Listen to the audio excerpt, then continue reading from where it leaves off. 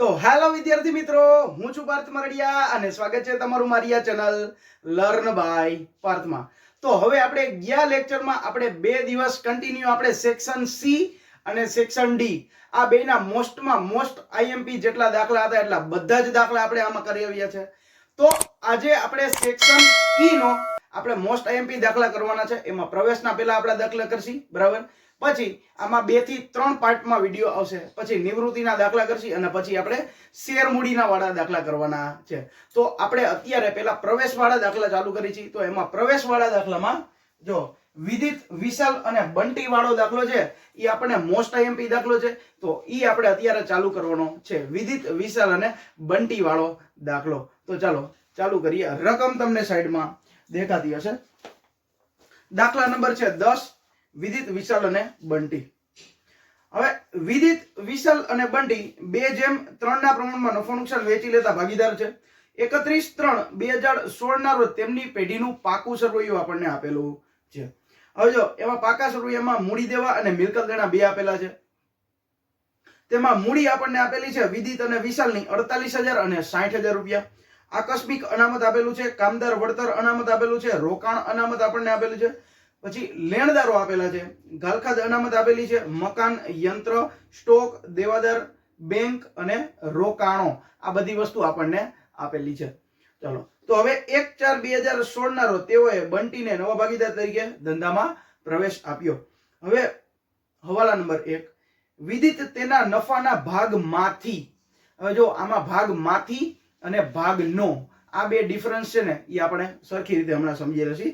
તો કે ભાઈ વિદિત તેના નફાના ભાગમાંથી 1/4 ભાગ અને વિશાલ તેના નફાના ભાગમાંથી 1/8 ભાગ છે એ બંટીની તરફેણમાં શું કરશે? ત્યાગ કરશે. ચાલો પછી બીજો હવાલો. બંટી મૂડી તરીકે 72,000 રૂપિયા અને તેના ભાગની પાઘડી રોકડમાં લઈ આવશે. જો મૂડી અને પાઘડી આ બે વસ્તુ શું લઈ આવશે? રોકડા લઈ આવશે. પછી પેઢીની પાઘડીનું મૂલ્યાંકન 32,000 રૂપિયા કરવામાં આવ્યું. વિદિત અને વિશાલ તેમને મળેલ પાઘડી પૈકી 50% રકમ છે એ શું કરશે? તરત જ ઉપાડી જશે. ચલો યંત્ર પર 10% લેખે ઘસારો ગણવાનો છે. તો યંત્રમાં 5 નંબરનો હવાલો લાગશે. પછી દેવાદારોમાંથી 3600 ગાલખાદ માંડી વાળવાની છે અને 15% ગાલખાદ અનામતની જોગવાઈ પણ કરવાની છે. ચાલો તો દેવાદારો અને ગાલખાદ અનામત છે આ બેમાં કેટલા નંબરનો હવાલો લાગુ પડશે? 6 નંબરનો હવાલો લાગુ પડશે. પછી રોકાણોની બજાર કિંમત 9,000 રૂપિયા આંકવાની છે. રોકાણોમાં 7 નંબરનો હવાલો લાગુ પડશે. પછી કારીગર વળતર પેટે 30,000 રૂપિયાનો દાવો સ્વીકારવાનો છે. તો કારીગર વળતર અનામત આપણને આપેલું છે, ત્યાં આપણે કેટલા નંબરનો હવાલો કરવાનો? તો કે ભાઈ 8 નંબરનો હવાલો ટીક કરવાનો છે. અને છેલ્લો હવાલો છે, લેણદારોને 10% રકમ હવે ચૂકવવી પડશે નહીં. તો આપણા માટે સારું થાય. તો ચાલો લેણદારોમાં 9 નંબરનો હવાલો ટીક કરજો. આ રીતે જરૂરી ખાતા બનાવવાનો અને પાકા સરવૈયું તૈયાર કરવાનું છે. ચાલો તો હવે આપણે દાખલાની શરૂઆત દરરોજ આપણે ક્યાંથી થાય છે? તો ભાઈ દાખલાની શરૂઆત આપણે મૂડી ખાતાથી થાય. ચાલો તો મૂડી ખાતાની બાકી આગળ લાવ્યા આપણે લખવી પડે. ચાલો બે બાકી કેટલી છે? 48,000 અને 60,000 રૂપિયા બાકી આગળ લાવ્યા. 48,000 અને 60,000 રૂપિયા. આમાં થોડોક તમને લાઈટનો પ્રકાશ આવતો હોય છે પણ જોઈ લેજો. 48,000 અને 60,000 રૂપિયા છે. પછી આકસ્મિક અનામત. હવે 3 સ્ટેપમાં દાખલો થાય. પહેલા બધા જ હવાલા વગરની એન્ટ્રી કરવાની, પછી બધી હવાલા આપણે ટીક કરી રહી હવાલા વાળી એન્ટ્રી કરવાની અને પછી છેલ્લે પાઘડીની વસ્તુ છે આપણે સાવ એટલે સાવ છેલ્લે રાખવાની. એટલે અડધો દાખલો, પોણો દાખલો આપણે પૂરો થઈ જાય. પછી એક પાઘડીનું સ્ટેપ જ બાકી એરિયા. એટલે આપણને દાખલો અઘરો ન લાગે ટૂંકમાં.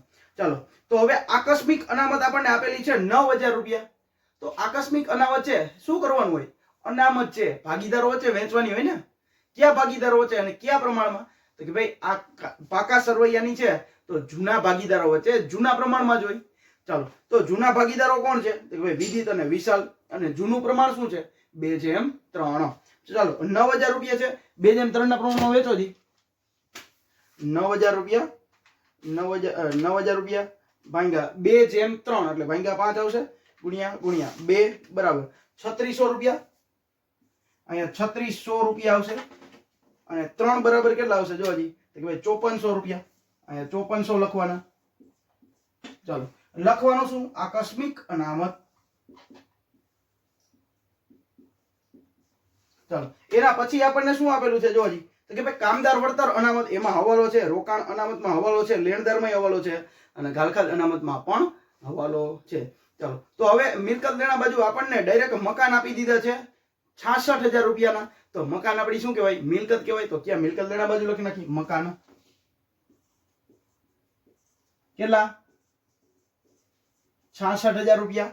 ચાલો એના પછી તો ભાઈ આપણને યંત્ર ઉપર હવાલો છે. સ્ટોક કેટલા રૂપિયા છે? 18,000 રૂપિયા. હવાલો નથી, ડાયરેક્ટ લખી નાખવાની. શું છે? સ્ટોક 18,000 રૂપિયા.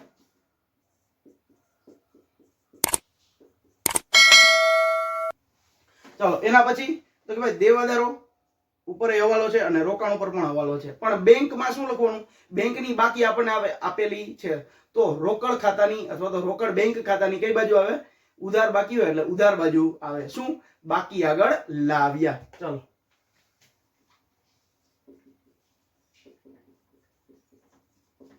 બાકી આગળ લાવ્યા કેટલા રૂપિયા? ભાઈ 8400 રૂપિયા. ચાલો એના પછી આપણને શું આપ્યું છે જોજી તો કે ભાઈ હવે હવાલા વગરની તો બધી એન્ટ્રી પૂરી થઈ ગઈ. હવે શું કરવાનું? હવાલા વાળી બધી એન્ટ્રી કરવાની. તો એમાં પહેલો હવાલો શું છે? તો વિદિત તેના ભાગમાંથી. હવે જો તેના ભાગમાંથી, માંથી શબ્દ ઉપયોગ કર્યો હોય ને ત્યારે શું સમજવાનું કે આમાં એનો ડાયરેક્ટ જ ભાગીદારનો ત્યાગ આપેલો છે. શું? માંથી લખેલું હોય. શું? માંથી. માંથી લખેલું હોય એટલે ડાયરેક્ટ ત્યાગ આપેલો છે એવું કહેવાય. ત્યાગ આપેલ છે. તો હવે જો એમાં વિદિત તેના ભાગમાંથી 1/4 ભાગ અને વિશાલ તેના ભાગમાંથી 1/8 ભાગ. તો હવે જો વિદિત છે, વિદિતનો ત્યાગ આપણને કેટલો આપી દીધો છે? 1/4. તો અહીં લખવાનું વિદિતનો ત્યાગ બરાબર 1/4 અને વિશાલનો ત્યાગ બરાબર આપણને ડાયરેક્ટ જ ત્યાગ આપી દીધા છે. તો વિશાલનો ત્યાગ કેટલો છે જોજી? તો વિશાલનો ત્યાગ છે 1/8. 1/8. તો હવે આપણે ત્યાગનું પ્રમાણ ગોતવાનું હોય. તો ત્યાગનું પ્રમાણ ક્યારે ગોતાય? કે જ્યારે બેના છેદ સરખા હોય ત્યારે ત્યાગનું પ્રમાણ ગોતાય. તો ચાલો હવે આના છેદ સરખા કરવો હોય તો શું કરવું પડે? તો કે ભાઈ આ 4 ને છે 2 વડે ગુણવા પડે ને, કારણ કે 8 છે અહીંયા, તો અહીંયા પણ આપણે 8 જ કરવા પડે. તો શું કરવાનું હોય? 4 ને છે ઉપર નીચે 2 વડે ગુણી નાખવાનું. તો અહીં લખવાનું ગુણ્યા 2 અને છેદમાં 2 એટલે કેટલા આવશે? 2/8. એટલે આપણને ત્યાગનું પ્રમાણ શું મળ્યું? જો હજી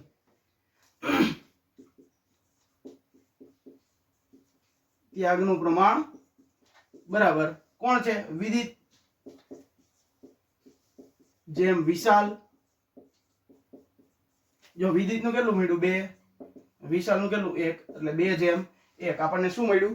ત્યાગનું પ્રમાણ આપણને મળ્યું. ચાલો પછી જો બંટી મૂડી તરીકે 72,000 રૂપિયા રોકડા ધંધામાં લઈ આવે છે. તો રોકડા આવે છે, આવે તો ઉધાર. રોકડ ખાતાની ઉધાર બાજુ લખવાનું. શું લખવાનું?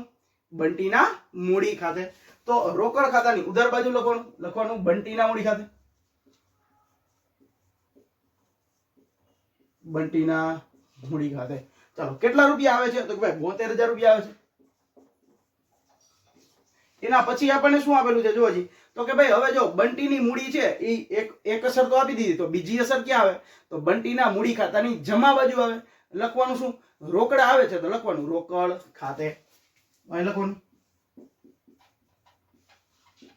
રોકડ ખાતે. કોના ખાનામાં? બંટીના ખાનામાં. કેટલા? 72,000 રૂપિયા. 72,000 રૂપિયા છે. ચાલો એના પછી તો કે ભાઈ પાઘડી છે એ રોકડા લઈ આવશે, તો પાઘડી આપણે છેલ્લે કરશી. હવે પેઢીની પાઘડીનું મૂલ્યાંકન એ પણ આપણે શું કર્યું? છેલ્લે જ કરવાનું. જો વિદિત તેના ભાગ, વિદિત અને વિશાલ તેમને મળેલ પાઘડીમાંથી 50% રકમ. તો પાઘડી મળે ત્યારે એ ઘર લઈ જાય ને, તો પાઘડી તો હજી મળી નથી, તો આપણે છેલ્લે કરવાના છે. ચલો તો યંત્ર પર 10% ઘસારો ગણવાનો છે. યંત્ર કેટલા રૂપિયાના હતા? જો હજી યંત્ર 30,000 રૂપિયાના હતા. આપણે યંત્ર 30,000 રૂપિયાના હતા માઇનસ ઘસારો કેટલા રૂપિયા? કેટલા ટકા કીધું છે? તો કે ભાઈ 10% કીધું છે. 30,000 ના 10% કેટલા થાય? 3,000.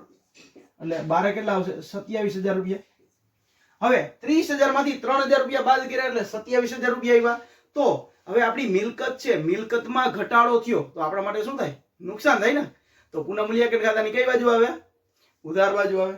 યંત્રમાં ઘસારો, યંત્રનો ઘસારો કેટલા રૂપિયા છે? 3000 રૂપિયા. ચાલો એના પછી આપણને શું આપેલું છે? એના પછીનો હવાલો તો કે ભાઈ 6 નંબરનો હવાલો શું છે? દેવાદારમાંથી 3600 ઘાલખાદ માંડી વળવાની છે અને 15% ઘાલખાદ અનામત. ચલો તો દેવાદાર પેલા આપડા કેટલા છે? તો દેવાદાર છે 39600. તો અહીં લખવાના દેવાદાર 39600 માઈનસ શું કીધું છે?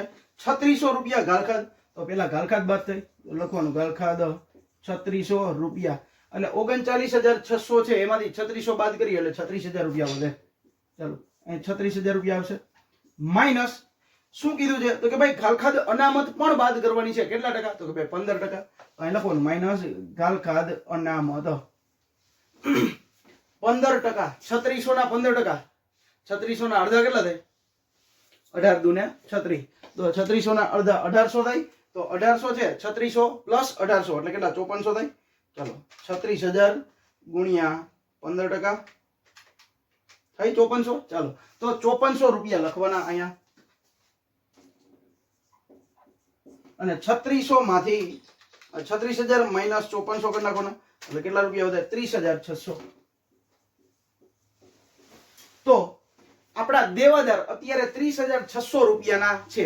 પણ પેલા હતા કેટલા? જો હજી પેલા કેટલા હતા? આઈડિયા જો પેલા 39600 ના હતા. પછી એમાંથી ઘાલખાદ બાદ થઈ કેટલા રૂપિયા ઘાલખાદ?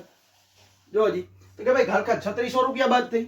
પછી એમાંથી આપણને ઘાલખાદ અનામત 15% રાખવાનું કીધું હતું. તો આપણે 5400 રૂપિયા 15% થાય એટલે 15% 5400 રૂપિયા બાદ કર્યા એટલે બારે કેટલા વધ્યા? 30600 રૂપિયા. તો હવે આ બેની બીજી અસર ક્યાં આવે? તો ભાઈ ઘાલખાદ અનામત છે એ આપણા માટે ખર્ચો કહેવાય અને આ ખર્ચો છે વધ્યો તો આપણા માટે શું કહેવાય? નુકસાન કહેવાય. અને નુકસાન પુનઃમૂલ્યાંકન ખાતાની ઉધાર બાજુ આવે. ચાલો તો આપણે ઘાલખાદ લખી કેટલા? 3600 રૂપિયા. અહીં લખ નાખવાનું ઘાલખાદ 3600 રૂપિયા. અને ઘાલખાદ અનામત કેટલી લખવાની? તો કે ભાઈ આપણને જો પેલા રકમમાં આપેલી છે જૂની ઘાલખાદ. તો ભાઈ રકમમાં આપણને જૂની ઘાલખાદ આપણને આપેલી છે કેટલી? 1800 રૂપિયા. હવે પેલા 1800 રૂપિયા રાખી હતી અને આપણો ખર્ચો છે એ 1800 ની બદલે 5400 રૂપિયા થઈ ગયો. તો કેટલો વધ્યો? ખર્ચો છે આપણો વધે તો આપણા માટે તો નુકસાન થાય ને. કેટલો વધ્યો? 3600 રૂપિયાનો. તો ઘાલખાદ અનામત 3600 રૂપિયા વધી ગઈ તો આપણા માટે નુકસાન કહેવાય. તો અહીંયા ઘાલખાદ અનામત પણ કેટલા આવશે? 3600. ઘાલખાદ અનામત 3600 રૂપિયા. ચાલો એના પછીનો હવાલો તો કે ભાઈ 7 નંબરનો હવાલો છે રોકાણોની બજાર કિંમત 9000 રૂપિયા છે જે ચોપડે ગણવાની છે. તો રોકાણો હતા કેટલા? જો હજી કે ભાઈ રોકાણો સૌથી પહેલા હતા 18000 રૂપિયા અને અત્યારે કેટલા છે? 9000 રૂપિયા. તો પેલા રોકાણો આપણે બાદ કરી નાખી. રોકાણ પેલા 18000 રૂપિયાના હતા અને અત્યારે થઈ ગયા ઘટાડો કેટલા? 9000 રૂપિયાના. તો બારે કેટલા આવશે? 9000 રૂપિયા. હવે આ રોકાણ છે એમાં 9000 રૂપિયાનો ઘટાડો થયો તો એની સામે આપણને શું આપેલું છે? તો કે ભાઈ રોકાણ અનામત આપણને આપેલી છે. ચાલો તો 9000 રૂપિયાનો ઘટાડો કર્યો તો એ આપણે કેમાંથી આપણે કવર કરશી? તો કે ભાઈ રોકાણ અનામતમાંથી આપણે કવર કરી લેશી. ચાલો તો હવે રોકાણ અનામત તો જે આપણને 7200 રૂપિયા આપી છે અને આપણો નુકસાન કેટલાનું થયું? નુકસાન તો આપણે 9000 રૂપિયાનું થઈ ગયું અને આપણે સામે અનામત કેટલી રાખી હતી? 7200 રૂપિયા રાખી હતી. ચાલો તો 7200 રૂપિયા માઈનસ 9000 રૂપિયા એટલે કેટલા વધે? 1800 રૂપિયા. તો આ 1800 રૂપિયા છે એ શું થયું? બોલો જી શું થયું? 1800 રૂપિયા. તો 1800 રૂપિયાનું અમુકનું આપણું નુકસાન થયું ને. 1800 રૂપિયાનું અમુકનું આપણું નુકસાન થયું. તો આપણે નુકસાન થાય તો એ ક્યાં આવે? રોકાણ અનામત. રોકાણ ક્યાં આવે? 1800 રૂપિયા. કે ભાઈ પુનઃમૂલ્યાંકન ખાતાની ઉધાર બાજુ. એટલે પણ રોકાણ 1800 રૂપિયા. બીજી અસર ક્યાં આવે? તો કે ભાઈ બીજી અસર આપણે આવે જો રોકાણોની બજાર કિંમત કેટલી છે? ટોટલ 9000 રૂપિયા. તો એ આપણે અહીં કરી નાખી 9000 રૂપિયા અને જેટલા બાદ કરવાના હતા કેટલા બાદ કરવાના હતા? 7200 રૂપિયા. અને બીજી એન્ટ્રી ક્યાં કરી નાખી? અહીંયા 1800 રૂપિયા રોકાણમાં. ઈઝી તો છે. ચાલો એના પછી આપણને શું આપેલું છે? જો હજી તો એના પછી આપણને આપેલું છે કે ભાઈ કારીગર વળતર પેટે 30,000 રૂપિયાનો દાવો શું કર્યો? સ્વીકાર્યો. કારીગર વળતર પેટે 30,000 રૂપિયાનો દાવો સ્વીકાર્યો. તો ચાલો, કારીગર વળતર અનામત આપણે હતી કેટલી? 24,000 રૂપિયા હતી પેલા. એની સામે આપણે 30,000 રૂપિયાનો દાવો સ્વીકારવો પડ્યો. તો જો આપણે 24,000 રૂપિયા જ રાખ્યા હતા અને આપણે 30,000 રૂપિયા ચૂકવવાના છે, તો 6,000 રૂપિયા આપણે શું થયું? 6,000 રૂપિયાનો આપણને વધારે નુકસાન થયું ને. તો આપણે વધારે નુકસાન થયું તો એ ક્યાં આવે? પુનઃ મૂલ્યાંકન ખાતાની ઉધાર બાજુ જ આવે ને. લખવાનું શું? રોકાણ વધઘટ અનામત, અથવા તો રોકાણ વધઘટ રોકાણ શું? કારીગર વળતરનો દાવો. કારીગર વળતરનો દાવો કેટલા રૂપિયા? કેટલા રૂપિયાનું નુકસાન થયું વધારે? તો કે ભાઈ આપણે રાખવાનું હતું 24,000 રૂપિયા, રાખવાનું હતું 30,000 રૂપિયા અને થયું છે 24,000 રૂપિયા. તો 6,000 રૂપિયાનું નુકસાન લખવાનું, 6,000 રૂપિયા. ચાલો, એના પછી આપણને શું આપેલું છે? ચાલો, બીજી અસર તો કરવી પડશે ને. ક્યાં કરવાની હોય? તો રોકાણ વધઘટનો દાવો આપણને રકમમાં કેટલું આપ્યું છે? જોવો જી, તો કે ભાઈ રકમમાં આપણને આપેલો છે 30,000 રૂપિયા. તો 30,000 રૂપિયા આપણી શું થાય? જવાબદારી બને. તો ક્યાં આવે? મૂડી દેવા બાજુ. ચાલો, તો કારીગર વળતર દાવો કેટલા રૂપિયા? 30,000 રૂપિયા. ચાલો, એના પછી આપણને શું આપેલું છે? જોવો જી, કે ભાઈ લેણદારોની 10% રકમ ચૂકવવી પડશે નહીં. તો સૌથી પહેલા લેણદારો આપણા કેટલા હતા એ જોવાનું. ચાલો, લેણદારો હતા કેટલા આપણા? તો કે ભાઈ લેણદારો હતા આપણા 30,000 રૂપિયા. એમાં 10% શું થયો? ઘટાડો થયો. કારણ કે 10% રકમ આપણે ચૂકવવી પડશે નહીં. તો 10% રકમ આપણે ચૂકવવી નહીં પડે, બરાબર. તો આપણે 30,000 ના 10% કેટલા થાય? 3,000 રૂપિયા. તો 3,000 રૂપિયા આપણે ચૂકવવા નહીં પડે. તો આપણા માટે તો સારું જ થાય. અને સારું થાય તો પુનઃ મૂલ્યાંકન ખાતાની જમા બાજુ એક અસર આવે. અને પેલા આમાંથી આપણે ઘટાડો કરી નાખી 3,000 રૂપિયાનો, એટલે બારે આવશે 27,000 રૂપિયા. અને આપણા માટે ફાયદો એટલે ક્યાં આવે? લેણદાર. ચાલો, કેટલા રૂપિયા? 3,000 રૂપિયા. ચાલો, એના પછી આપણને શું આપેલું છે? તો ભાઈ ચાલો, હવે તો બધા હવાલા પૂરા થઈ ગયા અને બધા જ હવાલાની બે એન્ટ્રી થઈ ગઈ. હવે પાઘડીનો હવાલો એક બાકી છે, એ પાઘડીનો હવાલો જોઈ લઈ. તો જો હવે પાઘડીનું મૂલ્યાંકન, ત્રીજો હવાલો છે. પાઘડીનું મૂલ્યાંકન છે એ કેટલા રૂપિયા કરવામાં આવ્યું? 32,000 રૂપિયા કરવામાં આવ્યું છે.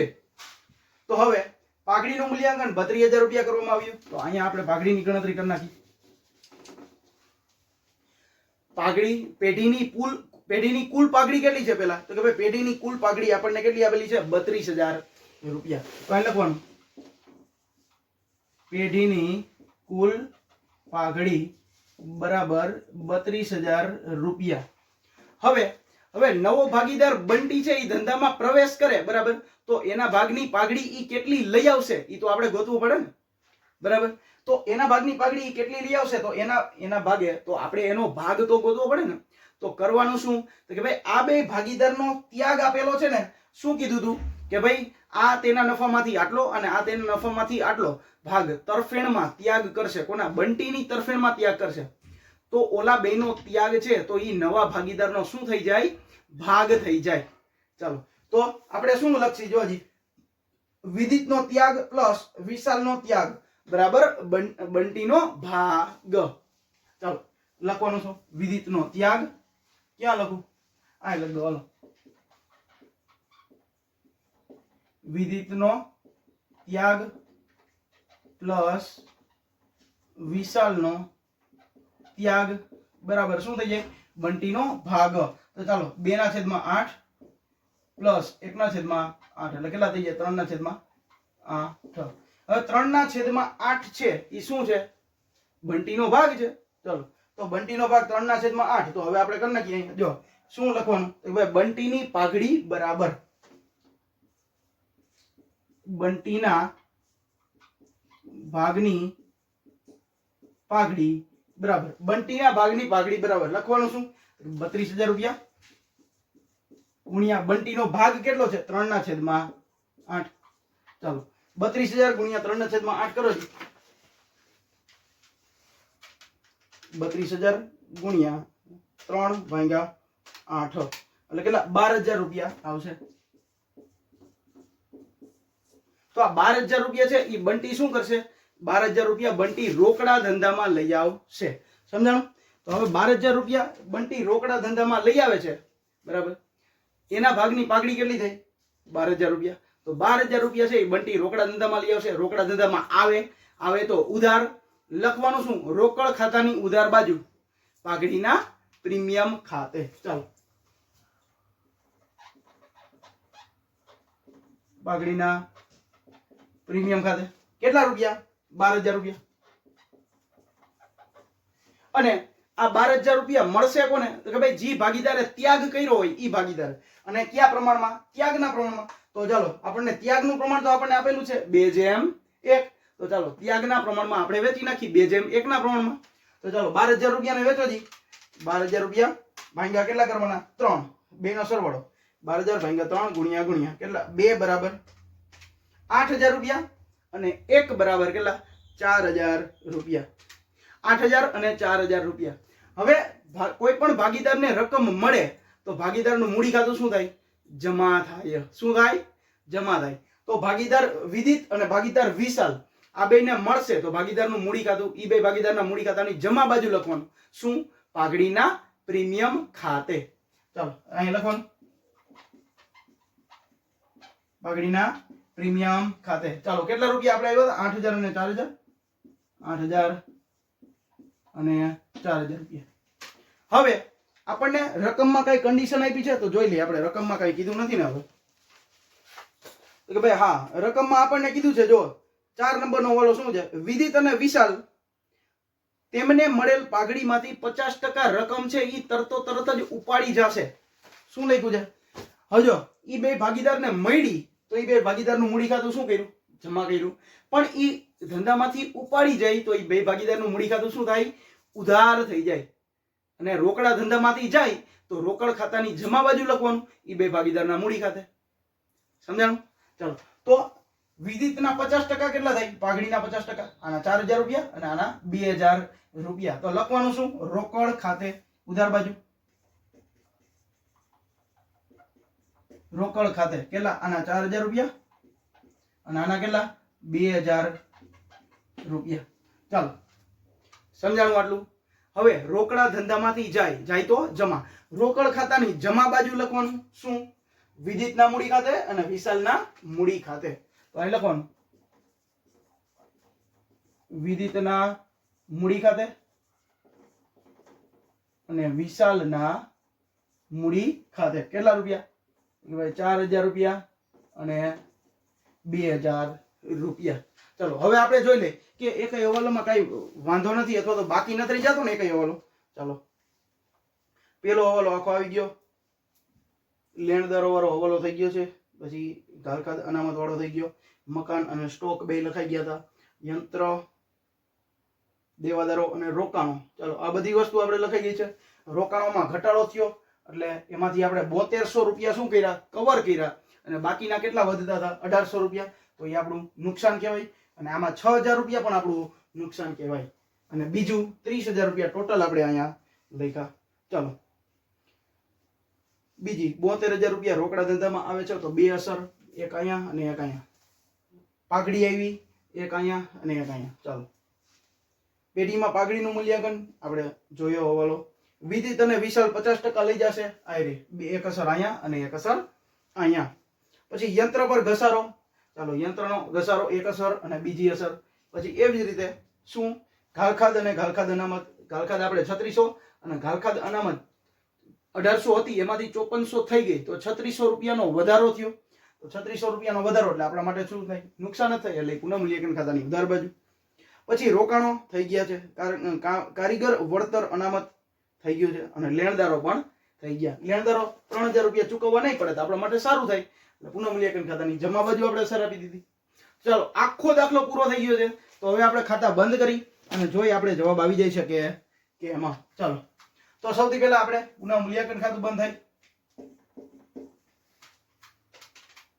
3,000 રૂપિયા, 3600 રૂપિયા, 3600 રૂપિયા, 1,800 રૂપિયા અને 6,000 રૂપિયા. એટલે 18,000 રૂપિયા ટોટલ આવે છે.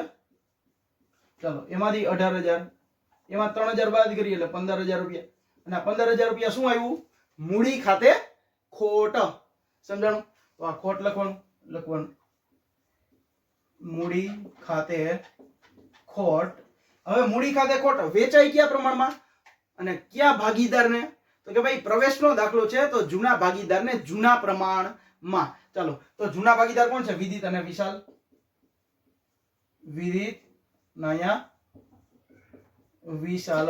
ચાલો 15000 રૂપિયા છે અને જૂનું પ્રમાણ આપણને શું હતું? 2:3 હતું કદાચ. ચાલો તો ભાગ્યા 5 ગુણ્યા 2 બરાબર 6000 રૂપિયા, 3 બરાબર 9000 રૂપિયા. તો 6000 અને 9000 રૂપિયા, 6000 અને 9000 એટલે 15000 થઈ ગયા.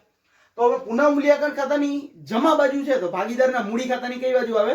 ઉધાર બાજુ આવે. ચાલો મૂડી ખાતે લખવાનું શું અહીંયા? પુનઃ મૂલ્યાંકન ખાતે. પુનઃ મૂલ્યાંકન ખાતે કેટલા રૂપિયા? જોવો જી, એકમાં 6000 રૂપિયા અને બીજામાં 9000 રૂપિયા. ચાલો હવે શું કરવાનું? ઈઝી તો છે, આપણે ખાતા બંધ કરી દઈએ.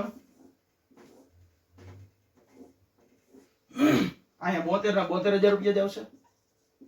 અહીંયા પણ 72, અહીંયા પણ 72. ચાલો હવે વિશાલના 60000 રૂપિયા, 5400 અને 4000 રૂપિયા. કેટલા? 59400, સોરી 69400 અને અહીંયા પણ 69400. 69400 માંથી 9 ને 2 11, તો 11000 બાદ કરી નાખો એટલે કેટલા? 58400 આવે. એવી જ રીતે આપણે વિદિતમાં જોઈ લઈએ. 48000 રૂપિયા પ્લસ 3600 પ્લસ 8000 રૂપિયા કેટલા? 59600 અને અહીંયા પણ 59600. ચાલો 59600 માંથી આપણે 10000 બાદ કરી નાખી એટલે કેટલા? 49600. લખવાનું શું? બાકી આગળ લઈ ગયા. ચાલો હવે આ બાકી આગળ લઈ ગયા છે તો આપણે ક્યાં લખવી પડે? મૂડી દેવા બાજુ આપણે લખવી પડે. આખરની મૂડી છે એટલા માટે. ચાલો તો મૂડી દેવા બાજુ આપણે લખી નાખી. મૂડી જો પેલા કેટલા ભાગીદાર હતા? 2 ભાગીદાર, 1 અને 2. હવે કેટલા થઈ ગયા? 1, 2 ને 3. ત્રીજો ભાગીદાર છે એ નવા ધંધામાં પ્રવેશ કરી ગયો. ચાલો વિદિત, વિશાલ અને બંટી. ચાલો પેલાના છે 49600, બીજાના છે 58400 અને ત્રીજામાં છે 72000 રૂપિયા.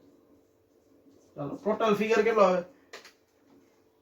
58400 અને 72000 રૂપિયા એટલે 1,80,000 રૂપિયા આવે છે. 1,80,000 રૂપિયા. હવે તો કે ભાઈ આપણે રોકડ બેંક ખાતું પેલા બંધ કરી નાખી. ચાલો 8400 રૂપિયા પ્લસ 72000 રૂપિયા પ્લસ 12000 રૂપિયા 92400, 92400 અહીંયા પણ 92400. 92400 માંથી 6000 બાદ કરી નાખો. ચાલો એટલે કેટલા? 86400 આવે. 86400 લખવાનું શું? બાકી આગળ લઈ ગયા. હવે રોકડ બેંક ખાતાની બાકી આગળ લઈ ગયા છે તો એ આપણી મિલકત કહેવાય અને ક્યાં લખવી પડે? મિલકત લેણા બાજુ લખવી પડે. લખવાનું રોકડ બેંક ખાતું, રોકડ બેંક ખાતું કેટલા રૂપિયા? 86400. ચાલો તો હવે આપણે ટોટલ માંથી બે બાજુનો સરવાળો સાચો આવે તો આપણા 8 માંથી 8 પૂરા મળે. ચાલો 1,80,000 રૂપિયા, 30,000 રૂપિયા, 27,000 રૂપિયા એટલે 2,37,000 આવે છે. ઓલી બાજુ 2,37,000 આવી જાય. જોજી 66,000, 18,000 રૂપિયા, 27,000 રૂપિયા, 30,600, 9,000 રૂપિયા અને 86,400, 2,37,000 રૂપિયા. કેવો લાગ્યો દાખલો? સેલો હતો ને? તમારે સ્ક્રીનશોટ પાડવો હોય તો પાડી લેજો. મોસ્ટમાં મોસ્ટ આઈએમપી દાખલા છે, આવા જ દાખલા છે, બોર્ડની એક્ઝામમાં પૂછાશે તમને. અને આ મોસ્ટ આઈએમપી દાખલો છે. અત્યારે ને અત્યારે સ્ક્રીનશોટ પાડી લેજો અને અત્યારે સાથે મોઢે ગણવાની ટ્રાય કરજો. પાછી અત્યારે ગણ્યો હોય તો વાંધો નહીં, પણ મોઢે ગણવાની એકવાર ટ્રાય કરજો એટલે આપણને બોર્ડની એક્ઝામમાં આવા અઘરા દાખલા પૂછાય ને તો આપણને વાંધો આવે નહીં. તો તમે સ્ક્રીનશોટ પાડી લેજો. ચાલો તો તમારે સ્ક્રીનશોટ પડી ગયો હશે. તો હવે એના પછીનો નેક્સ્ટ એક દાખલો છે જે મોસ્ટ આઈએમપી છે એ આપણે કરવાનો છે. તો એના પછીનો દાખલો, તો ચાલો હવે દાખલા નંબર છે 14મો કે જે મોસ્ટ આઈએમપી દાખલો છે કયો છે જોજી. તો કે ભાઈ ઋત્વી, પ્રિન્સી અને મનન વાળો દાખલો છે, બરાબર. હવે ઋત્વી, પ્રિન્સી અને મનન વાળા દાખલા, હવે આવા 3-4 દાખલા છે ને એ આપણે કરી જ લેવાના. મોસ્ટમાં મોસ્ટ આઈએમપી છે કે ભાઈ આપણને બોર્ડમાં પૂછાય એવા શક્યતા હોય એટલે એ કરી જ લેવાના, સમજાણ. હવે વિડીયો તમને જોવાના મજા આવતી હોય તો વિડીયોમાં શું કરવાનું છે, લાઈક કરવાનું છે. અને તમને જો આપણા વિડીયો જોવાના ગમતા હોય અને તમે કંઈક શીખતા હોય તો સારી એવી નાનકડી કોમેન્ટ કરી દેજો કે હા સર તમે દાખલા કરાવો છો અને બહુ અમને મજા આવે છે અને અમે શીખીએ છીએ અને અમને મોઢે આવડી પણ જાય છે. ચાલો તો હવે આપણે દાખલાની રકમ તમને સાઈડમાં દેખાતી હશે. ઋત્વી, પ્રિન્સી અને મનન વાળો દાખલો છે. તો ઋત્વી અને પ્રિન્સી 5:3 ના પ્રમાણમાં નફો નુકસાન વહેંચી લેતા ભાગીદારો છે. 31/3/2017 ના રોજ તેમની પેઢીનું પાકું સરવૈયું આપણને નીચે મુજબ આપેલું છે. તો ચાલો એમાં પાકા સરવૈયામાં મૂડી દેવા અને મિલકત લેણા આપેલા છે. એમાં કામદાર, સૌથી પહેલા કામદાર નફા ભાગ ભંડોળ આપેલો છે. લેણદારો કામદાર વળતર અનામત આપેલી છે. ચાલુ ખાતા આપેલા છે અને મૂડી ખાતા પણ આપેલા છે. પછી બેંક, દેવાદારો, સ્ટોક, મકાન અને રોકાણો, આ બધી વસ્તુ આપણને આપેલી છે. હવે જો 1/4/2017 ના રોજ મનનને નવા ભાગીદાર તરીકે ધંધામાં શું કરે છે, દાખલ કરે છે. અને જો એમાં પેલો હવાલો આપણે એક એક હવાલા લેતા જઈએ. મનન તેનું અંગત ફર્નિચર 75,000 રૂપિયા છે એ મૂડી તરીકે પેઢીમાં લાવશે. એટલે જો મનન છે, મનનને એમ કીધું કે ભાઈ તારે છે એ ધંધામાં આવવું હોય, અમારી સાથે પાર્ટનર બનવું હોય તારે તો તું રોકડા રૂપિયા નહીં લઈ આવ તો ચાલશે, પણ આપણે ધંધામાં છે ને આપણે ફર્નિચર નથી, તો તું ફર્નિચર ઘરેથી લઈ આવજે તો પણ તું ધંધામાં પાર્ટનર બની જઈશ, સમજાણું. એટલે ઈ મનન છે એ ધંધામાં શું લઈ આવે છે, ફર્નિચર લઈ આવે છે. પછી બીજો હવાલો છે, લેણદારો પૈકી 60,000 રૂપિયા મનનને ચૂકવવાના છે જે મૂડી ખાતે લઈ જવા. જો હવે મનનને એમ પણ કીધું કે ભાઈ અમારી પાસે જે લેણદારો રૂપિયા માંગે છે એમાંથી 60,000 રૂપિયા છે ને ઈ તું ઈ લેણદારોને ચૂકવી દેજે, એટલે ઈ પણ તારી મૂડી પેટે ગણાઈ જશે, સમજાણું. એટલે 60,000 રૂપિયા અને 75,000 રૂપિયા આ બેનો પ્લસ સરવાળો કરો એટલે એની શું થાય, એની મૂડી થશે. ચલો પછી મનનનો ભવિષ્યમાં નફામાં ભાગ 1/5 રહેશે. મનન પાઘડી પેટે 45,000 રૂપિયા રોકડા ધંધામાં લઈ આવશે અને પેઢીની પાઘડીનું મૂલ્યાંકન આપણે કેટલા રૂપિયા કરવામાં આવ્યું, 3 લાખ રૂપિયા કરવામાં આવ્યું. અને ઉધાર ખરીદીના 15,000 રૂપિયા લેણદાર ખાતે અને ખરીદ ખાતે જે નોંધવાના બાકી છે તો એ આપણે નોંધવાના છે અને એનો આખર સ્ટોકમાં સમાવેશ થયેલ છે. તો જો 15,000 રૂપિયા છે એ લેણદારો, તો લેણદારોમાં હવાલો લાગશે, તો લેણદારોમાં 6 નંબરનો હવાલો લાગશે અને લેણદારોમાં 2 નંબરનો હવાલો પણ લાગશે. તો લેણદારોમાં 6 અને 2 આ બે હવાલા ટીક કરી નાખજો. પછી જો 45,000 રૂપિયાના સ્ટોકની બજાર કિંમત અત્યારે 36,000 રૂપિયા થઈ ગઈ છે, તો સ્ટોકમાં 7 નંબરનો હવાલો લાગશે. પછી કારીગર વળતર અનામત પેટે જવાબદારી 28,000 રૂપિયા છે, તો કારીગર વળતર અનામત આપણને આપેલું છે, કામદાર વળતર અનામત, એમાં પણ તમારે કેટલા નંબરનો હવાલો, તો કે ભાઈ 8 નંબરનો હવાલો ટીક કરવાનો છે. પછી 9 નંબરનો હવાલો, રોકાણો પર મળવાનું બાકી વ્યાજ 24,000 રૂપિયા.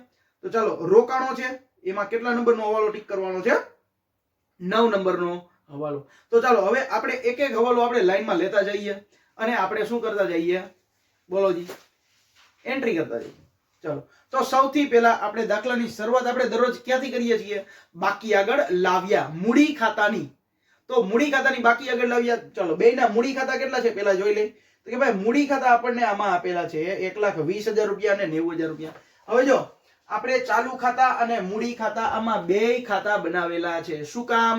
કારણ કે આમાં જો ફર્નિચર અને લેણદારો એ બધું કોણ લઈ આવે છે, નવો ભાગીદાર મનન લઈ આવે છે, એટલા માટે આપણે મૂડી ખાતું છે એ અલગથી બનાવવું પડ્યું. ચાલો તો મૂડી ખાતામાં બાકી આગળ લાવ્યા પહેલા આપણે લખી નાખી. ચાલો બાકી આગળ લાવ્યા, ચાલો કેટલા રૂપિયા, 1,20,000 રૂપિયા છે અને 90,000 રૂપિયા, 1,20,000 રૂપિયા અને 90,000 રૂપિયા. પછી તો કે ભાઈ હવે ચાલુ ખાતાની બાકી પણ લખવી જ પડે. તો ચાલો ચાલુ ખાતાની બાકી કેવી બાકી છે, જમા બાકી છે કે ઉધાર બાકી છે?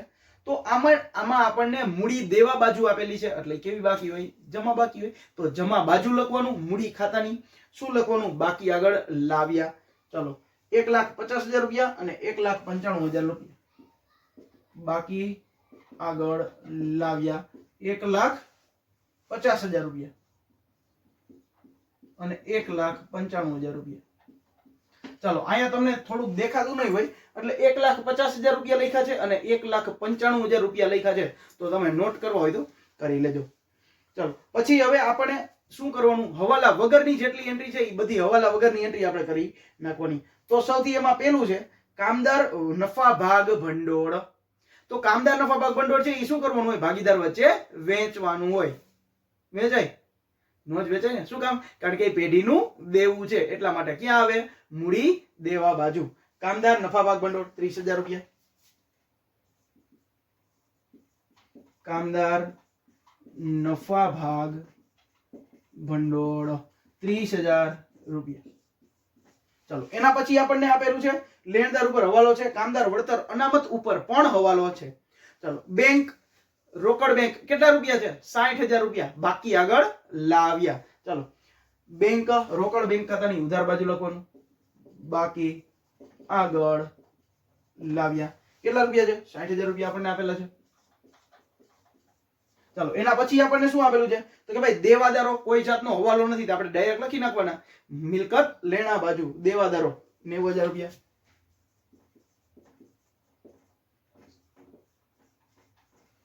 એના પછી આપણને શું આપેલું છે? સ્ટોક, એમાં હવાલો છે. મકાન હવાલો નથી, તો શું કરી નાખવાનું? ડાયરેક્ટ લખી નાખવાના 4,50,000 રૂપિયા.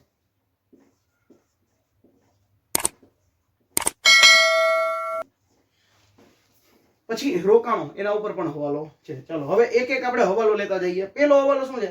મનન તેનું અંગત ફર્નિચર છે એ 75,000 રૂપિયા મૂડી તરીકે લઈ આવે છે. તો મનન છે એ ફર્નિચર રોકડા ધંધામાં લઈ આવે, પોતાની મૂડી લઈ આવે. મૂડી આવે તો શું થાય?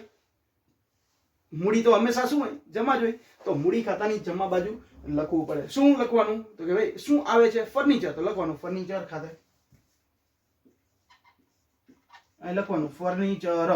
કોના ખાનામાં લખવાનું? તો કે ભાઈ મનન નું છે તો મનનના ખાનામાં લખવાનું. કેટલા રૂપિયા? 75,000 રૂપિયા.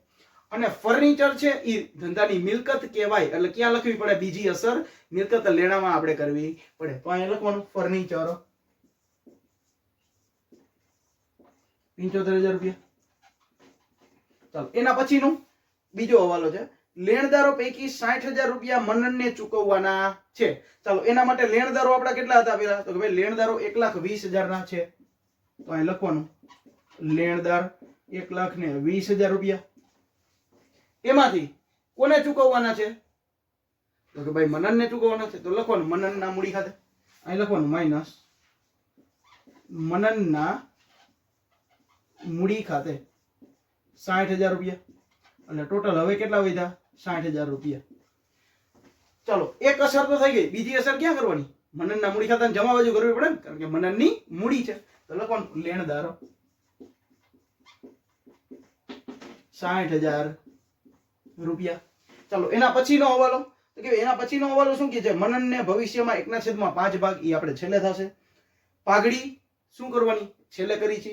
પણ આમાં 45,000 રૂપિયા રોકડા આવે છે તો આપણે બધું આપણે છેલ્લે જ કરશી આખે આખો હવાલો, એટલે આપણને કઈ અઘરું લાગે નહીં. પછી 5 નંબરનો હવાલો પણ છેલ્લે થશે. 6 નંબરનો હવાલો શું કહે છે? તો કે ભાઈ ઉધાર ખરીદીના 15,000 રૂપિયા છે એ લેણદારોમાં પ્લસ કરવાના બાકી રહી ગયા છે અને ખરીદીમાં પણ પ્લસ કરવાના બાકી રહી ગયા છે.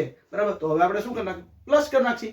તો હવે ખરીદી કરી એટલે આપણા પૈસા જાય, એટલે આપણા માટે નુકસાન થાય, ખર્ચ થાય. તો ક્યાં આવે? પુનઃમૂલ્યાંકન ખાતાની ઉધાર બાજુ. લખવાનું શું? ઉધાર ખરીદી.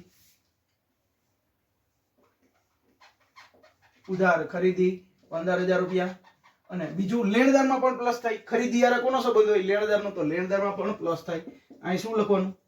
ઉધાર ખરીદી 15,000 રૂપિયા. એટલે 60 ને 10 70 ને 5 75,000 રૂપિયા. ચાલો એના પછી આપણને શું આપેલું છે? જો હજી તો કે ભાઈ 45,000 રૂપિયાના સ્ટોકની બજાર કિંમત કેટલી થઈ ગઈ છે? 60,000 રૂપિયા થઈ ગઈ છે. 45,000 ના સ્ટોકની કિંમત 60,000 રૂપિયા. તો એક 45,000 રૂપિયાનો સ્ટોક હતો એમાંથી 60,000 રૂપિયા થઈ ગયા. ચાલો તો કેટલા રૂપિયાનો ઘટાડો થયો? 45,000 માઇનસ કેટલા રૂપિયા? 36,000 રૂપિયા. તો 9,000 રૂપિયાનો ઘટાડો થયો છે. તો ટોટલ આપણા સ્ટોક હતા કેટલા? ટોટલ સ્ટોક 60,000 રૂપિયાનો હતો. સ્ટોક કેટલો હતો ટોટલ? સ્ટોક 60,000 રૂપિયાનો હતો, એમાંથી ઘટાડો કેટલા રૂપિયાનો થયો? 9,000 રૂપિયાનો. તો 9,000 રૂપિયા બાદ કરી નાખવાનો. લખવાનું શું? ઘટાડો 9,000 રૂપિયા. અને હવે ટોટલ કેટલા થઈ છે? 51,000 રૂપિયા. ચાલો, તો હવે સ્ટોકમાં 9,000 રૂપિયાનો ઘટાડો થયો તો આપણા માટે નુકસાન થાય. તો ક્યાં આવે? પુનઃ મૂલ્યાંકન ખાતાની ઉધાર બાજુ તો આપણે અસર કરવી જ પડે. ચાલો, તો સ્ટોક ઘટાડો, સ્ટોક કેટલા રૂપિયા? 9,000 રૂપિયા. ચાલો, એના પછીનું આપણને શું આપ્યું છે કે ભાઈ કારીગર વળતર પેટે જવાબદારી કેટલી થઈ? તો કે ભાઈ 28,000 રૂપિયાની થઈ. અને એના માટે આપણે અનામત રાખ્યું હતું કેટલું? જોવો જી, તો એના માટે આપણે અનામત 60,000 રૂપિયા રાખ્યું હતું અને આપણે 28,000 રૂપિયા ચૂકવવાના થયા. તો 60,000 માંથી આપણે 28,000 રૂપિયા શું કરી નાખવાના? બાદ કરી નાખવાના. તો વધ્યા કેટલા? 32,000 રૂપિયા. તો 32,000 નું શું કરવાનું? એ આપણી અનામત છે અને શું કરવાનું હોય? જૂના ભાગીદારો વચ્ચે જૂના પ્રમાણમાં વેચી નાખવાની હોય. ચાલો, તો આપણું જૂનું પ્રમાણ કેટલું છે? જોવો જી, જૂનું પ્રમાણ આગળ કઈ કીધું છે? જૂનું પ્રમાણ, હા, 5:3. જૂનું પ્રમાણ આપણને 5:3 છે. તો આ 32,000 ભાગ્યા 5 ને 3 8. તો ભાગ્યા 8 ગુણ્યા 5 બરાબર 20,000 રૂપિયા. 3 બરાબર 12,000 રૂપિયા. ચાલો, લખવાનું શું? તો કે ભાઈ કામદાર વળતર અનામત. કામદાર વળતર અનામત. અને હજી હવાલાના કેટલા રૂપિયા છે? તો કે ભાઈ હવાલાના છે 28,000 રૂપિયા. તો એ આપણી જવાબદારી કહેવાય, એમાં જ લખેલું છે. તો ક્યાં આવે? મૂડી દેવા બાજુ. કામદાર વળતરનો દાવો, કામદાર વળતરનો દાવો કેટલા રૂપિયા? 28,000 રૂપિયા. ચાલો, એના પછી શું આપેલું છે? જોવો જી, તો કે ભાઈ રોકાણો પર મળવાનું બાકી વ્યાજ કેટલા રૂપિયા છે? 24,000 રૂપિયા. રોકાણો પર મળવાનું બાકી વ્યાજ. તો રોકાણો આપણે હતા કેટલા? જોવો જી, 1,05,000 રૂપિયા. રોકાણ 1,05,000 રૂપિયા. અને આપણને વ્યાજ મળે તો આપણા માટે તો સારું થાય. અને સારું થાય તો પુનઃ મૂલ્યાંકન ખાતાની કઈ બાજુ? જમા બાજુ અસર આપવી પડે. લખવાનું શું? મળવાનું બાકી રોકાણનું વ્યાજ. મળવાનું બાકી રોકાણનું વ્યાજ 24,000 રૂપિયા. ચાલો, અને અહીંયા પણ 24,000 રૂપિયા પ્લસ કરવા પડે. પ્લસ મળવાનું બાકી રોકાણનું વ્યાજ. એટલે અહીંયા કેટલા થઈ જાય? 24 ને 5 એટલે 29. એટલે 1,29,000. ચાલો, હવે બીજું કઈ આપેલું છે આપણને? નહીં. તો આપણે શું કરી નાખીએ? હવે પાઘડીનો હવાલો છે ઈ કરી નાખી. તો હવે પાઘડીમાં પેઢીની પાઘડીનું મૂલ્યાંકન ટોટલ કેટલું કરવામાં આવ્યું? તો ભાઈ ટોટલ 30,000 રૂપિયા કરવામાં આવ્યું છે. સોરી, 30,000 રૂપિયા નહીં, 3 લાખ રૂપિયા કરવામાં આવ્યું છે. ચલો, પેઢીના પાઘડીનું મૂલ્યાંકન 3 લાખ રૂપિયા. પેઢીની કુલ પાઘડી બરાબર 3 લાખ રૂપિયા. હવે મનન છે ઈ પોતાના ભાગે કેટલી પાઘડી ધંધામાં લઈ આવશે એના ઘરેથી, ઈ તો આપણે ગોતવું પડે. બરાબર, તો શું કરવાનું? તો મનનનો ભાગ આપણને ભવિષ્યમાં આપી દીધો છે ત્રીજા હવાલામાં. 1/5 ભાગ છે. તો અને ટોટલ પાઘડી કેટલી છે? 3 લાખ રૂપિયા. તો આપણને મળી જાય. શું કરવાનું? મનનના ભાગની પાઘડી બરાબર મનનના ભાગની પાઘડી બરાબર કેટલા લખવાના? 3 લાખ રૂપિયા ગુણ્યા 1/5. ચાલો, 3 લાખ ગુણ્યા 1/5 કરો જી. 3 લાખ ગુણ્યા 1/5 એટલે 60,000 રૂપિયા આવશે. તો હવે જો 60,000 રૂપિયા છે એ કોણ લઈ આવશે? મનન લઈ આવશે પોતાના પાઘડી પેટે. પણ એમાં એને શું કીધું છે? તો કે ભાઈ 60,000 માંથી આ 60,000 માંથી ઈ 45,000 રૂપિયા છે એ શું લઈ ગયો છે? 45,000 રૂપિયા જ રોકડા લઈ આવ્યા છે. તો બાકીના 15,000 રૂપિયા છે એ શું કરશે? ભાગીદાર તો માંગશે ને એના પાસે. ચલો, તો હવે 45,000 રૂપિયા રોકડા આવે છે તો એ રોકડાની પેલા આમ નોંધ કરી નાખી. તો શું કરવાનું? રોકડા ધંધામાં આવે તો ઉધાર, રોકડ ખાતાની ઉધાર બાજુ લખવાનું. શું લખવાનું? પાઘડીના પ્રીમિયમ ખાતે લખવાનું. પાઘડીના પ્રીમિયમ ખાતે કેટલા રૂપિયા છે? 45,000 રૂપિયા. ચલો, અને આ 45,000 રૂપિયા ને કયા પ્રમાણમાં વેચવાના? આ તો નવી પાઘડી છે, ત્યાગના પ્રમાણમાં વેચવું પડે. ચાલો એના માટે ત્યાગનું પ્રમાણ આપણે ગોતવું પડે. ચાલો ગોતોજી.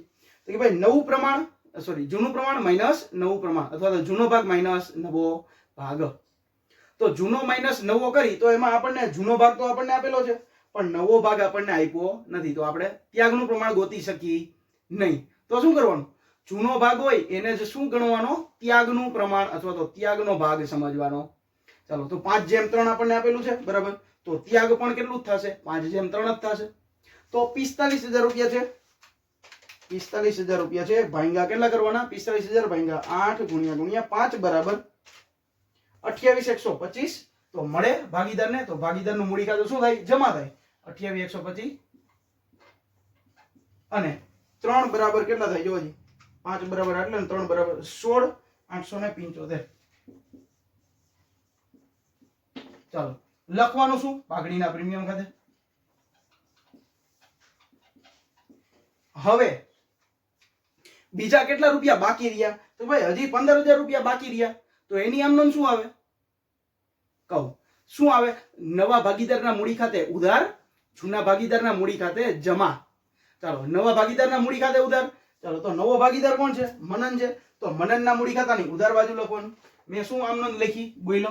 તો કે ભાઈ મનન ના મૂડી ખાતે ઉધાર તે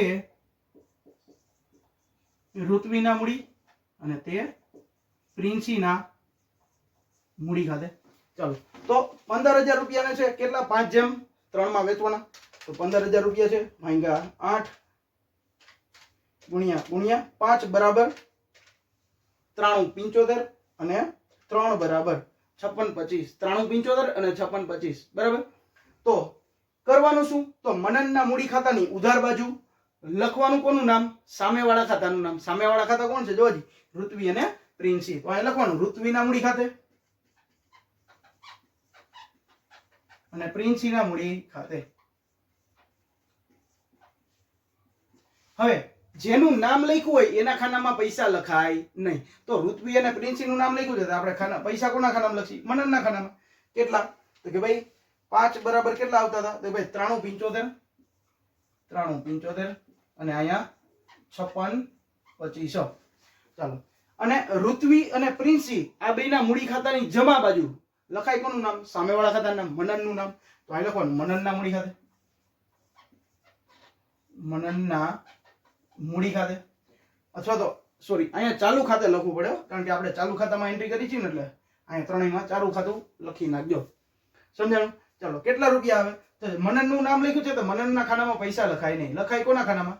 ઋત્વી અને પ્રિન્સીના ખાનામાં. કેટલા રૂપિયા? જોજી આ રહ્યા આપણે આપ્યા છે 93,75 અને 56,25. ચાલો કમ્પ્લીટ. બધી વસ્તુ કમ્પ્લીટ. હવે કઈ વસ્તુ બાકી ન રહી જતી ને જોઈ લેજો. જો ત્રીજો હવાલો થઈ ગયો, ચોથો હવાલો પણ આમાં આવી ગયો અને પાંચમો હવાલો પણ આખો આવી ગયો અને છઠ્ઠા હવાલામાં બધી વસ્તુ થઈ ગઈ છે. સાતમા હવાલામાં થઈ ગયું, આઠમા થઈ ગયું, નવમામાં થઈ ગયું, પહેલામાં થઈ ગયું અને બીજામાં પણ થઈ ગયું. આ રહ્યું. તો હવે આપણે શું કરવાનું? ચાલો તો આપણે ખાતા બંધ કરી દઈએ. તો સૌથી પહેલા આપણે શું કરવું પડે? પુનઃ મૂલ્યાંકન ખાતું બંધ કરવું પડે. એના માટે તો ચાલો 15 ને 9 24,000 રૂપિયા અને અહીંયા પણ કેટલા? 24,000 રૂપિયા. શું થયું? ખાતું સરભર થયું. તો આમાં નહીં મૂડી, નહીં નફો, નહીં નુકસાન, કાંઈ નહીં. તો આપણે ચાલુ ખાતામાં એન્ટ્રી આવશે નહીં. ચાલો તો એના માટે આપણે હવે ચાલુ ખાતા બંધ કરી દઈએ. આ બાજુ કેટલા? 15,000 રૂપિયા મનનમાં છે તો આ બાજુ લખી નખાય 15,000 રૂપિયા. ચાલો અહીંયા પણ 15,000 જ આવે ને. ચાલો લખવાનું શું? કોના? મનનના. ચાલો બાકી આગળ લઈ ગયા. હવે ઋત્વી અને પ્રિન્સીનું મૂડી ખાતું શું છે? બેનું જમા વધારે છે કારણ કે ઉધાર કાંઈ નથી તો આપણે જમા બાજુ જ આવશે.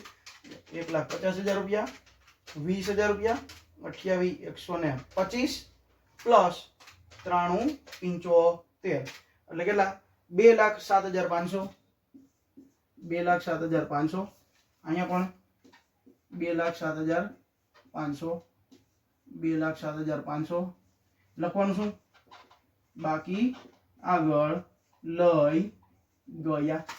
ચાલો એવી જ રીતે પ્રિન્સીમાં જોઈ લઈએ. 1,95,000 પ્લસ 12,000 રૂપિયા 16,875 પ્લસ 56,25 એટલે 2,29,500 2,29,500 2,29,500 2,29,500. હવે આ કરવાનું શું તો કે ભાઈ ચાલુ ખાતાની બાકી છે બરાબર, તો એ ચાલુ ખાતાની બાકી ઉધાર બાજુ હોય બરાબર, તો મૂડી દેવા બાજુ લખવાનું. જમા બાજુ આવી તો એ ક્યાં લખવાનું? મિલકત લેણા બાજુ લખવાનું. Same side entry.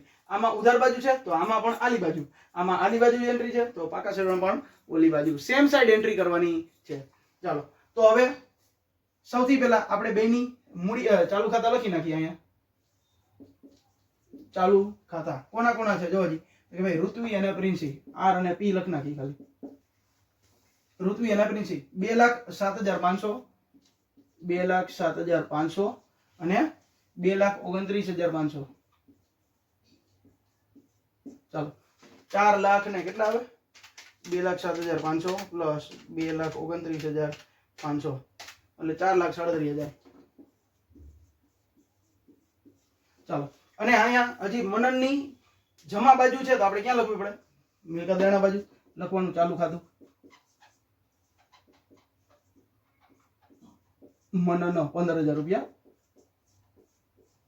ચાલો હવે કરવાનું શું? આપણે મૂડી ખાતા બંધ કરી દે, કાંઈ કરવાનું નથી મૂડી ખાતામાં. ચાલો 1,20,000 રૂપિયા 90,000 રૂપિયા અને 1 6 12 ને 1 13 એટલે 1,35,000 રૂપિયા. ચાલો અહીંયા 1,20,000 રૂપિયા, અહીંયા 90,000 રૂપિયા, 1 ને 35, અહીંયા પણ 1 20 90 અને 1 ને 35. ચાલો લખવાનું શું? બાકી આગળ લઈ ગયા. હવે ભાગીદારના મૂડી ખાતાની બાકી આગળ લઈ ગયા. આખરની મૂડી ક્યાં લખવી પડે? આપણે અહીંયા જ લખવી પડે ને મૂડી દેવા બાજુ. ચાલો તો લખવાની મૂડી આરપીએમ એમ લખ નાખું તો હાલે. આરપીએમ. ચાલો 1,20,000 90,000 ને 1,35 1,20,000 રૂપિયા 90,000 રૂપિયા અને 1 ને 35,000. ચાલો 1,20,000 રૂપિયા 90,000 રૂપિયા અને 1 ને 35 એટલે 3,45,000. હવે શું કરવાનું? રોકડ બેંક ખાતું બંધ કરી દો. ચાલો કેટલા વધે? 60 ને 40 1 લાખ ને 1,05,000. અહીંયા પણ એટલા જ 1,05,000 રૂપિયા. અહીંયા પણ 1,05,000 રૂપિયા. શું કહેવાય? બાકી આગળ લઈ ગયા. તો હવે રોકડ બેંક ખાતાની બાકી આગળ લઈ ગયા છે આપણે ક્યાં લખવી પડે? મિલકત લેણા બાજુ. તો અહીં લખી નાખી રોકડ બેંક સોરી 1,05,000 આવે ને. ચલો જોઈ લે. હવે બે બાજુનો સરવાળો આવી જાય તો આપણો 8 માંથી 8 માર્ક પાકા.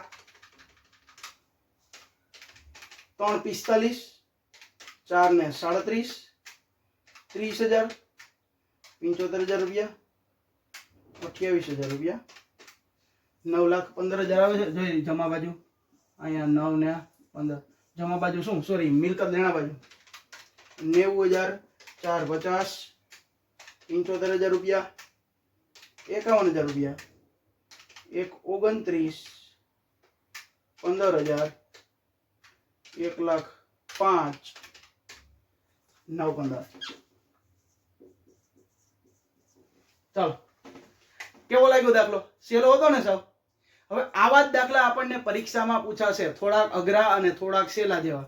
આપણે અત્યારે પ્રેક્ટિસ કરી હશે તો કોઈ પણ જાતનો વાંધો આવશે નહીં અને પરીક્ષામાં આપણે સરળમાં સરળ રીતે આપણે દાખલો ગણી શકશી. 8 માંથી 8 આપણને આમાં પૂરા મળી શકે છે. એક પણ હવાલો ખોટો ન હોય તો આપણને પૂરેપૂરા રૂપિયા આપણને મળી શકે. રૂપિયા શું આવે? માર્ક આવે ને. ચાલો માર્ક મળી શકે. કેટલા માર્ક? 8 માર્ક પૂરેપૂરા. બરાબર. તો તમે સ્ક્રીનશોટ પાડવો હોય તો તમે પાડી લેજો.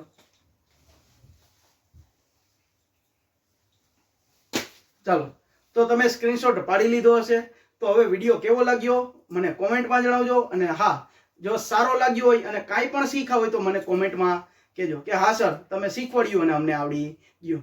તો હવે આવા જ વિડીયો આ વિડીયોમાં ખાલી આપણે 2 જ દાખલા, હવે આના પછી પણ હજી સેક્શન ઈ નો હજી દાખલા આવશે, એમાં આપણે શેર મૂડી અને નિવૃત્તિ વાળા પણ દાખલા કરવાના છે, તો ઈ પણ આપણે કરશી. અને વિડીયો જોવાની મજા આવતી હોય તો આપણી ચેનલ સાથે જોડાયેલા રહેજો. બાકી આપણા વિડીયોને લાઈક કરજો, ચેનલને સબસ્ક્રાઇબ કરજો અને તમારા 12મા ધોરણના મિત્રો છે એની સાથે શેર કરી દેજો. હજી પણ કોઈને પ્રવેશ નિવૃત્તિમાં વાંધો આવતો હોય તો હજી પણ દિવસો છે, કેટલા 2 થી 3 દિવસો છે, તો હજી પણ આપણે મહેનત કરી લેવાય. બરાબર? તો વિડીયો જોવાની મજા આવતો હોય તો આપણી ચેનલ સાથે જોડાઈ લેજો. તો આપણે મળીએ નેક્સ્ટ લેક્ચરમાં. ત્યાં સુધી થેન્ક યુ.